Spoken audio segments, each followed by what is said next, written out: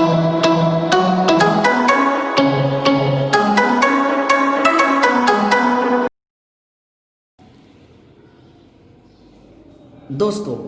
आज का यह वीडियो उन बच्चों के लिए है जो 12th MP board Hindi medium के स्टूडेंट्स हैं और इंग्लिश सब्जेक्ट को लेकर परेशान हैं।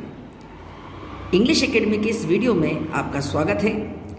अगर आप इंग्लिश सब्जेक्ट में बहुत अच्छे मार्क्स लाना चाहते हैं, आपका विज़न है 100 आउट ऑफ 100, तो आप इस वीडियो को आखिरी तक देखिए और अपने दोस्तों के साथ, जिनका भी कोई लक्ष्य हो कि मुझे अच्छे से अच्छे मार्क्स लाना है, के साथ इस वीडियो को शेयर करें। साथ ही साथ जो बच्चे बहुत कमज़ोर हैं, जिनको ये डर है कि वो अंग्रेजी में कैसे पास होंगे, तो इंग्लिश एकेडमी के इस वीडियो को पूरा देखें और पसंद आने पे लाइक और शेयर ज़रूर करें। साथ ही साथ अपने दोस्तों से इस वीडियो को सब्सक्राइब करने के लिए ज़रूर कहें। अब हम बात करते हैं class 12th general English text book, और साथ ही साथ हम बात करेंगे चैप्टर नंबर 1 की। दोस्तों, इस चैप्टर का नाम आप सब जानते हैं, teach me to listen lord. बहुत ही सुंदर एक पोयम है ये, teach me to listen lord. और मैं आपको बता दूं, इस वीडियो को मैं हिंदी इंग्लिश दोनों ही लैंग्वेज में एक्सप्लेन करूंगा। अगर आपको ये वीडियो हिंदी में समझ में आ गया और एग्ज़ाम में आप बैठे हैं, कोई क्वेश्चंस आप भूल गए, तो आप आसानी से प्रश्नों का जवाब दे पाएंगे। तो इसलिए इस वीडियो को हमने हिंदी एंड इंग्लिश दोनों ही लैंग्वेज में तैयार किया है। Teach me to listen lord. Teach means सिखाना, मी यानी मुझे, लिसन यानी सुनना, लॉर्ड यानी परम पिता परमेश्वर।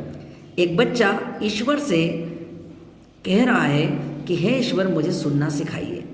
दोस्तों, दुनिया में दो तरह की आदत होती है, एक सुनना और एक बोलना। सुनना एक बहुत बड़ी कला है। हर व्यक्ति सुनना नहीं चाहता, क्योंकि हर व्यक्ति बोलना चाहता है। तो हम इस वीडियो में पूरी तरह से इस पोयम को समझने की कोशिश करते हैं। आप देखिए, यहाँ लिखा हुआ है, व्हाट इज़ मोर इम्पोर्टेंट, यानी क्या ज़्यादा महत्वपूर्ण है, टू स्पीक इफेक्टिवली और टू लिसन अटेंटिवली, यानी असरदार तरीके से बोलना या ध्यानपूर्वक सीखना। इफेक्टिवली यानी होता है प्रभावपूर्ण, और अटेंटिवली का मतलब है ध्यान से, यानी प्रभावपूर्ण तरीके से बोलना या फिर ध्यानपूर्वक सुनना। और ध्यानपूर्वक सुनना बहुत ही ज़्यादा ज़रूरी है। अभी आप मेरे इस वीडियो को भी ध्यानपूर्वक सुनिए। whom should we listen to, how। आगे में एक प्रश्न किया गया कि हमें किसको सुनाना चाहिए, whom should we listen to, how, कैसे। तो बड़ी ही सुंदर तरीके से इस कविता में कुछ बातें कही गई हैं। अब हम पहले स्टेंजा पे आते हैं। ये जो पहला स्टेंजा है, आप देखिएगा यहाँ पे, teach me to listen Lord to those nearest me. एक बच्चा प्रार्थना कर रहा है कि हे ईश्वर, मुझे सुनना सिखाइए, टू दोज नियरेस्ट मी, उनकी जो मेरे सबसे करीब है। नियरेस्ट सुपरलेटिव डिग्री है। My family, my friends, my coworkers. अब हमारे सबसे करीब कौन होता है, तो आप सब जानते हैं, हमारे परिवार के लोग, हमारे दोस्त और हमारे साथ काम करने वाले हमारे साथी। कोवर्कर यानी हमारे साथ कंधे से कंधा मिलाकर काम करने वाले। Help me to be aware that, हे ईश्वर, मेरी मदद करो जागरूक बनने में। अवेयर का मतलब जागरूक बनने में। No matter that what words I hear, the message is accept the person I am listen to me. साथ ही साथ आगे बच्चा प्रार्थना कर रहा है कि मैं किस तरह के शब्द सुनता हूँ, किस तरह के संदेश को मैं सुनता हूँ। ये महत्वपूर्ण नहीं है। महत्वपूर्ण ये है कि जैसा मैं हूँ वो मुझे स्वीकार करें, और जैसे वे हैं उनको मैं स्वीकार करूँ। यानी हम दोनों, मैं और मेरे परिवार, मेरे दोस्त और मेरे साथी, हम एक दूसरे की मदद करें। ये बेटे पहला स्टेंजा है। मैं आपको बता दूं, ये स्टेंजा एग्ज़ाम में भी आता है। इसमें 3 मार्क्स के आपको क्वेश्चन आंसर्स आएंगे। 3 मार्क्स के क्वेश्चन आंसर्स आपको इस स्टेंजा को देख के सॉल्व करना है। अभी हम आगे क्वेश्चन आंसर्स देखेंगे तब मैं इस बारे में आपसे और विस्तृत चर्चा करूंगा। चलिए सेकेंड स्टेंजा पे आते हैं। Teach me to listen Lord to those far from me. हे ईश्वर, मुझे सुनना सिखाइए उनकी जो मुझसे दूर हैं। फार का मतलब दूर होता है, फ्रॉम मी मुझसे।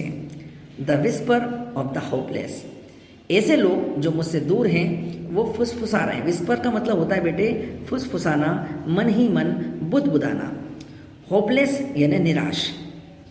द प्ली ऑफ द फगोटन, फगोटन जिनको लोगों ने भुला दिया, ऐसे लोग जिनको लोगों ने इग्नोर कर दिया, कि प्रार्थना को मैं सुनूं। प्ली मीन्स प्रार्थना होता है। द क्राई ऑफ द एंग्यूज्ड, एंग्यूज्ड का मतलब होता है दुखी। क्राई यानी उनकी चीख पुकार। इसमें वो कह रहा है कि मैं ऐसे दुखी लोगों की चीख पुकार भी सुनूं।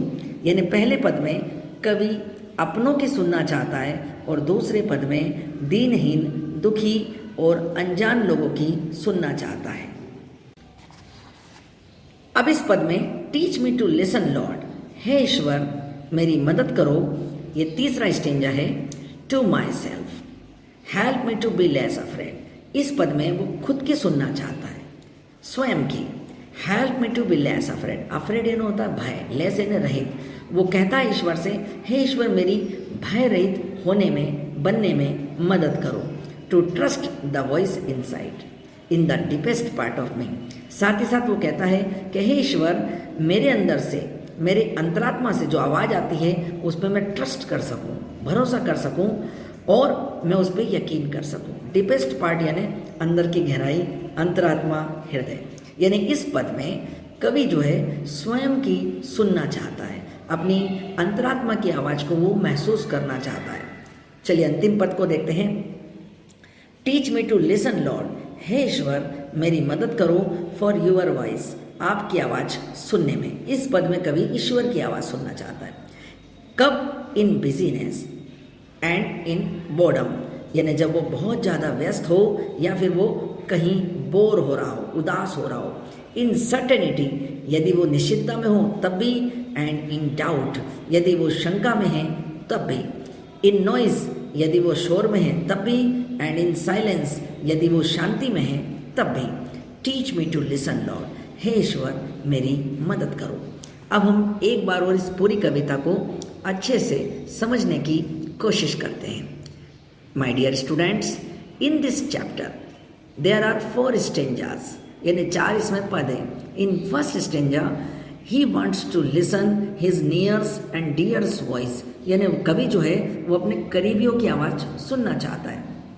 And in second stanza he wants to help hopeless unhappy people. And in third stanza, he wants to help and listen his inner voice. And in last stanza, he wants to meet God. He wants to listen God's voice. So this is a beautiful poem for you in 12th class. आपको इसको बहुत अच्छे से समझना है। चारों पद बहुत ही सरल है। प्रथम पद परिवार, दोस्त और साथ काम करने वाले। दूसरा पद जिसमें दुखी, ऐसे लोग जिनको लोगों ने देखकर भी नज़रअंदाज कर दिया। तीसरे पद में अंतरात्मा की आवाज़ और चौथे पद में भगवान की आवाज़। हम बार बार आपको ये इसलिए बता रहे हैं क्योंकि हमारे इस वीडियो का उद्देश्य आपको वीडियो देखते देखते ही चैप्टर्स याद करवाना भी है। अब दोस्तों इसके क्वेश्चन आंसर्स के बारे में हम बात करेंगे। आप हो जाइए क्वेश्चन आंसर्स को समझने के लिए भी। जैसा कि मैंने आपसे कहा इसमें 4 पद हैं, 4 स्टेंजास।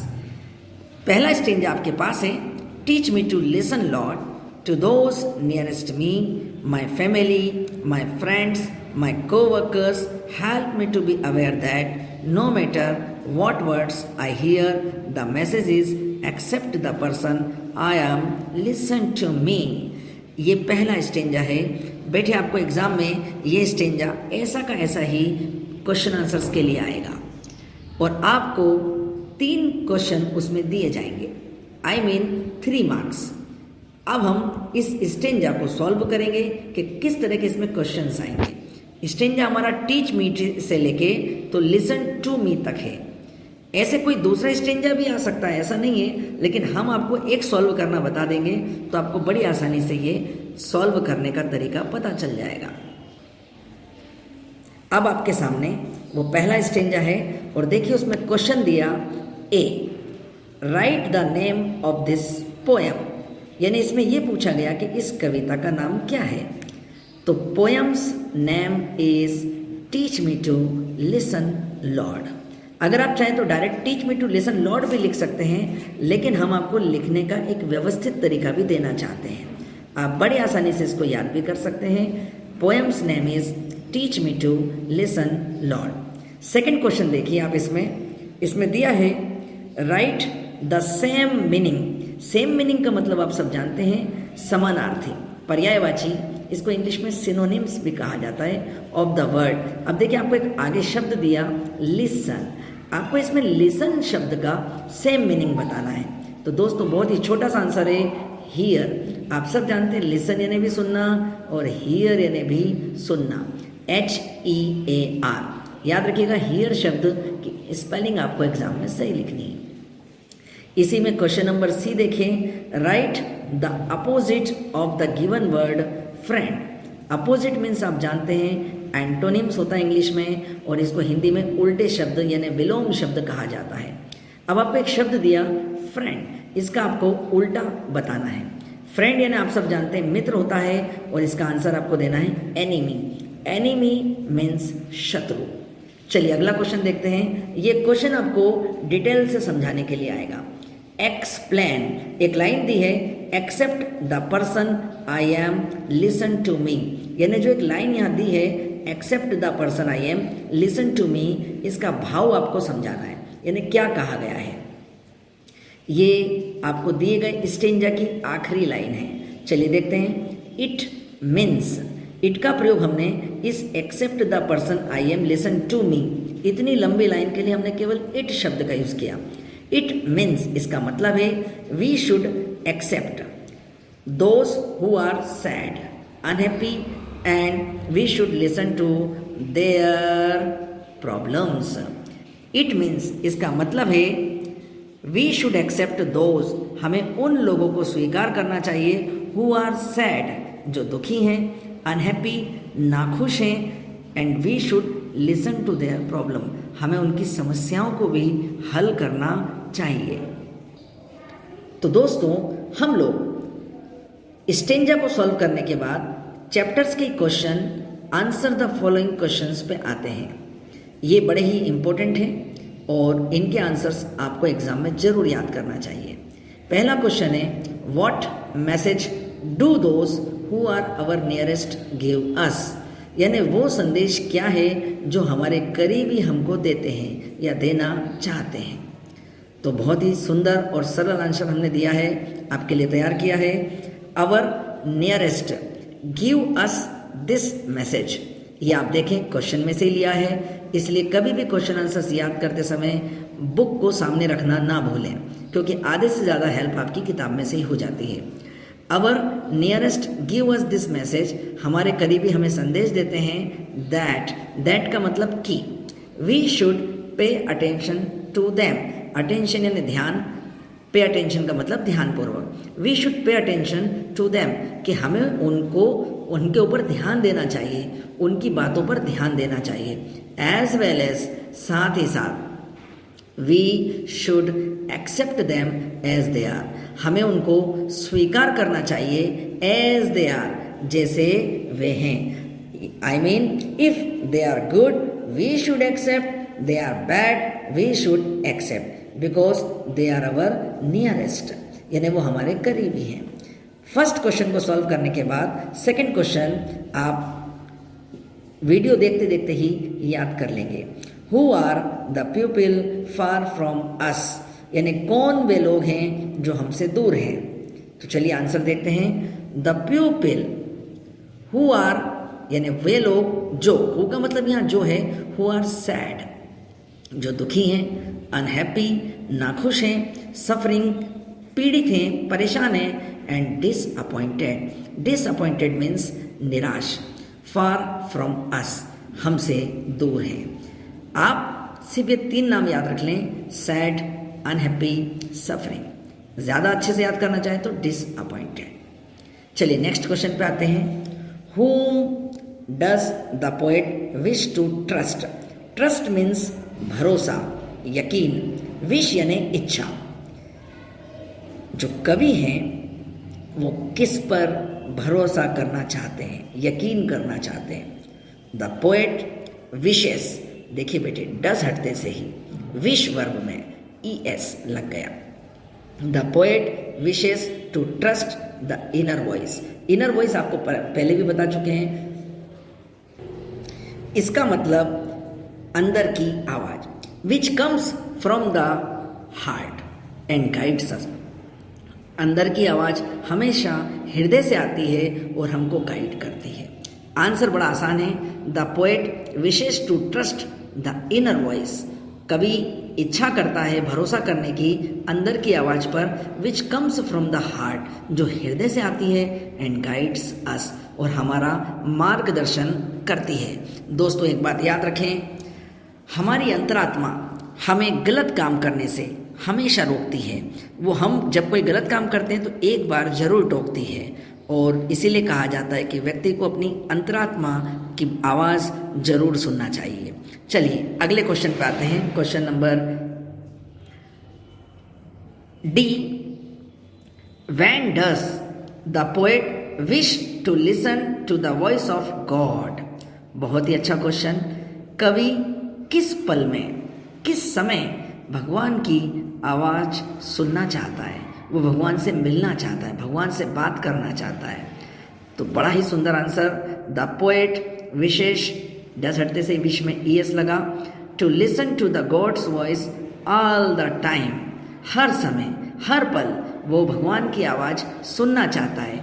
लाइक जैसे when he is very busy, जब वो बहुत ज़्यादा व्यस्त हो, he is in certainty, certainty मतलब निश्चित, जब वो पूरी तरह से निश्चितता में हो, श्योर हो कि वो सब कुछ कर सकता है। ही इज़ इन डाउट, वो शंका में हो, ही इज़ इन नॉइज, वो शोर में हो, और ही इज़ इन साइलेंस, या फिर वो शांति में हो, एकांत में हो। हर स्थिति में वो ईश्वर की आवाज़ सुनने की इच्छा रखता है। नेक्स्ट क्वेश्चन को समझते हैं। What do you suppose the hopeless, the forgotten, the anguished want to tell us? आप सपोज के लिए मतलब है कि आप एक ऐसा सोचिए, ऐसी कल्पना कीजिए। व्हाट डू यू सपोज, आप क्या सोचते हैं? जो होपलेस हैं, निराश लोग, फॉरगॉटन जिनको नेग्लेक्ट कर दिया, जिनको भुला दिया लोगों ने, एंग्यूस्ड दुखी परेशान, वो हमें क्या बताना चाहते हैं? Want to tell us. तो मैंने इतने लोगों के लिए केवल एक शब्द रखा, दे। होपलेस के लिए, फॉरगॉटन के लिए, एंग्यूस्ड के लिए यहाँ केवल हमने दे का प्रयोग किया। They want to tell us, पूरा क्वेश्चन का ही लिया मैंने। They want to tell us, वे हमें बताना चाहते हैं about their suffering and pain, वो अपनी पीड़ा और दुख के बारे में। अबाउट का मतलब होता है बेटा के बारे में, देयर मतलब इन सब लोगों के बारे में। वे बताना चाहते हैं हमें अपनी पीड़ा और दुख के बारे में। बड़ा ही आसान आंसर आपके लिए तैयार किया गया है इस वीडियो में। नेक्स्ट क्वेश्चन को सॉल्व करते हैं। How could listening to one's inner voice be helpful?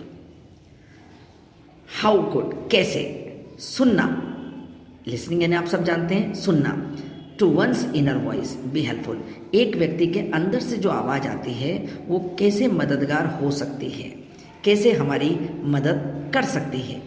आप सब सोच रहे होंगे कुड मीन्स तो सकता था, सकती थी, सकते थे, लेकिन बहुत अधिक नम्रता दर्शाने के लिए कुड कैन का ही अर्थ देता है, जिसका अर्थ है सकता है, सकती है, सकते हैं। इसमें बड़ी नम्रता की बात की गई है कि how could listening to one's inner voice be helpful. चलिए आंसर देखते हैं। Listening to one's inner voice could be helpful, मददगार हो सकती है, बिकॉज क्योंकि इट कौन, लिसनिंग के लिए इट का यूज़ किया, बिकॉज इट टेल्स अस, क्योंकि ये हमें बताती है that what is right and what is wrong, ये हमें बताती है कि क्या सही है और क्या गलत है। Listening to one's inner voice could be helpful because it tells us, ये हमें बताती है what is right and what is wrong। चलिए नेक्स्ट आंसर पे आते हैं। ये बहुत इंपॉर्टेंट आंसर है, आप कह सकते हैं कि इस पोएम की समरी है, सारांश है। What is the overall mood of the poem teach me to listen Lord, यानी इस कविता का उद्देश्य क्या है, इसके द्वारा क्या बताने की बात कही गई है। This is a very good poem, ये बहुत ही सुंदर कविता है। And this poem tells us about listening, ये कविता हमें सुनने के बारे में बताती है। वी नो, हम जानते हैं, listening is a skill, skill यानी कला, सुनना एक कला है। एंड इट कम्स, इट यहाँ पे फिर लिसनिंग के लिए यूज हुआ है, and it comes through the practice, और ये डेवलप होती है अभ्यास से। इन दिस पोएम, इस कविता में the poet wants to listen his nears and dears voice. याद करिए, मैंने जब पोएम को 2-3 बार इन बातों को समझाया था, मेरा उद्देश्य यही था, क्योंकि आखिरी में हमें वापस से इंग्लिश में इसको एक्सप्लेन करना है। इन दिस पोएम, इस कविता में the poet wants to listen his nears and dears voice first, यानी जो कवि है वो सबसे पहले अपने नज़दीक और प्रिय लोगों की आवाज़ सुनना चाहता है। आफ्टर दिस, इसके बाद, ही वॉन्ट्स टू लिसन, वो सुनना चाहता है होपलेस एंड सैड पीपल, उन लोगों की जो निराश है, जो दुखी हैं। देन फिर he wants to listen his inner voice, वो जो उसकी अंतरात्मा की आवाज़ है उसको सुनना चाहता है। And at last he wants to listen God's voice, और सबसे अंत में वो सुनना चाहता है भगवान की आवाज़, विच गाइड्स एवरीवेयर, जो हर जगह मार्गदर्शन करती है। तो दोस्तों, 12th class first chapter text book teach me to listen Lord के इस वीडियो में आपकी सारी दुविधाओं को पूरी तरह से आपकी ही भाषा में समझाने का प्रयास किया गया, और उम्मीद है आपको ये वीडियो पसंद आया होगा। पसंद आने पर लाइक ज़रूर करें, कमेंट बॉक्स में जाकर कमेंट करें, अपने दोस्तों के साथ जो 12th में पढ़ते हैं, जो परेशान है कि इस साल वो कैसे काम करेंगे, कैसे पास होंगे, के साथ शेयर कीजिए। और हमसे जुड़ने के लिए वीडियो को सब्सक्राइब ज़रूर करें। Good bye.